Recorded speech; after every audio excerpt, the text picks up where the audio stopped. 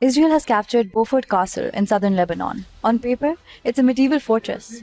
On the ground, it is one of the most important military positions in the country. Known in Arabic as Qalat al-Shakif, Beaufort sits about 700 meters above sea level, on a rocky ridge overlooking the Litani River. From there, Israeli forces can look across towns and villages around Nabatea into the western Bekaa Valley, towards the occupied Golan Heights and across northern Galilee. That is why this capture matters. It gives Israel a commanding view over large parts of southern Lebanon at a time when the occupying state is expanding its military campaign against Hezbollah, despite the ceasefire. It's at the high position on a peak overlooking and the surrounding land.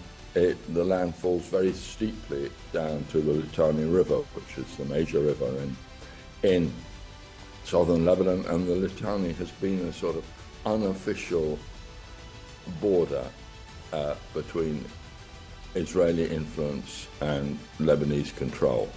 The actual legal border lies to the south of it, but the Litani River is a sort of let's say it's symbolic, symbolic marking place between Lebanese control and Israeli control. So it's very contested territory. It's also very inaccessible. The roads are very bad, and it's not something there's no motorway there. You can't just drive up in an easy way. Israel says the operation is aimed at dismantling Hezbollah infrastructure and securing high ground near its northern border. But the language from Israeli officials suggests something more permanent. Defense Minister Israel Katz said Israeli forces had captured Beaufort once again and would remain there as part of a security zone inside Lebanon. Prime Minister Benjamin Netanyahu has also said he ordered the army to deepen and expand Israel's grip on areas previously under Hezbollah control. That marks a major escalation. הלילה הלוחמים הגיבורים שלנו כבשו את מוצב הבופור. הם הניפו שם בגאווה את דגל מדינת ישראל ואת דגל חטיבת גולני. אני הנחיתי את צה"ל להרחיב את התמרון בלבנון. הכוחות שלנו חצו את הליטני, הם תפסו שטחים שולטים, הם כבשו את רכס הבופור. ועכשיו ההנחיה שלי היא להעמיק ולהרחיב את האחיזה שלנו במקומות שהיו בתפיסת חיזבאללה. This is Israel's deepest incursion into Lebanon in more than 25 years. Since the US-Israel war on February 28th, Israeli forces have occupied about 2,000 square kilometers of Lebanese territory, nearly one-fifth of the country. Lebanon's health ministry says that more than 3,400 people have been killed and more than 10,000 wounded in Israeli attacks since March 2nd. Israel has also issued forced displacement orders for several villages in the south, telling residents to move at least 1,000 meters away from areas it plans to attack. انظار عاجل إلى سكان جنوب لبنان انتبهوا إليه في الضوء قيام حزب الله الإرهابي بخرق اتفاق وقف إطلاق نار واستهدافه للجبهة الداخلية الإسرائيلية. يضطر جيش الدفاع للعمل ضده بقوة، لا سيما في مناطق قم. جيش الدفاع لا ينوي المساس بكم. فحرصا على سلامتكم نتوجه إلى جميع السكان المتواجدين جنوب نهر الزهراني وفق ما يعرض على الخارطة.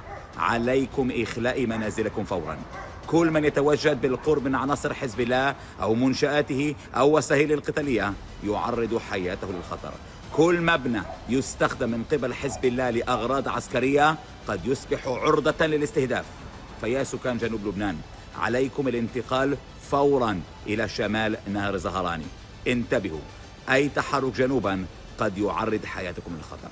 So the seizure of Beaufort isn't just symbolic. It comes with territorial control, civilian displacement, and the possible expansion of Israel's military footprint inside Lebanon. But the symbolism is still important. Beaufort has been fought over for nearly 900 years. It was built by crusaders in the 12th century, later captured by Salahuddin Ayyubi, passed through the hands of the Knights Templar, the Mamluks, and the Ottomans, and became a Palestinian guerrilla base in the 1970s. Israel seized it during its 1982 invasion of Lebanon and held it as part of its occupation zone until withdrawing in 2000. For Israel, raising its flag there is meant to project deterrence and victory. For Lebanon, it revives the memory of occupation. And for Hezbollah, it means Israel now controls one of the few points in southern Lebanon from which movement across the region can be monitored so widely. Mostly very recent ones, because of the fact, until about 20 years ago, or until the first Israeli attack on Beaufort, it was almost unknown to most Lebanese and everybody else. It was very difficult to get to. I went there in the 1960s. It was very difficult to get to because it was on the Lebanese-Israeli frontier, and the Lebanese security people didn't want everyone wandering around. It was a closed zone. So it wasn't like a place where Lebanese went for picnics or anything like that. But it became important because it was the centre of the fighting. And it got an importance then that it had never had before. And if you'd been there 100 years ago, you wouldn't have found anyone around. The timing also matters. The capture comes ahead of expected diplomacy involving Lebanon and Israel, giving Israel a stronger position on the ground before any talks. That suggests the operation is not only military, it is also political. Israel appears to be trying to redraw the security map of southern Lebanon by pushing Hezbollah further from the border, occupying strategic ridges, and creating facts that could shape future negotiations. For people living in southern Lebanon, the fear is that Beaufort may become a beginning of a wider Israeli advance, not the end of one. And that is why the fortress matters now. Because whoever controls Beaufort does not just control an old castle, they control one of the clearest windows over southern Lebanon. Well, it's clearly both of these go together. And because, particularly, the Israeli occupiers, this is the third time the Israelis have occupied it. The other two times they've withdrawn from it, and that will probably happen again in terms of some peace agreement or whatever transpires. But it's so photogenic, if you like. The photographs we've seen of these ancient walls, which go right back to the 12th century. I mean, the walls are 800 years old, and it goes back to the 12th century. And it's very photogenic. It works as a symbol of domination.